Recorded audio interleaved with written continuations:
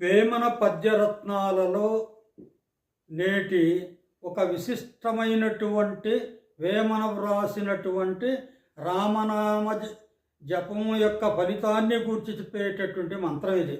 రామనామ జపాన్ని చేస్తే ఎంతటి పుణ్యం వస్తుందో ఆ దానిని గూర్చి వేమన చెప్పాడన్నమాట.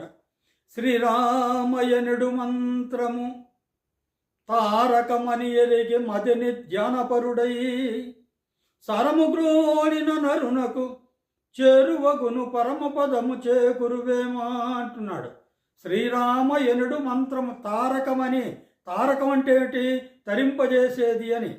ఈ జన్మ నుండి తరింపజేసేది అంటే, తరింపజేయడం అంటే ఏమిటి? ఈ పుట్టుక నుంచి మరి పుట్టుక లేకుండా చేయడం అన్నమాట.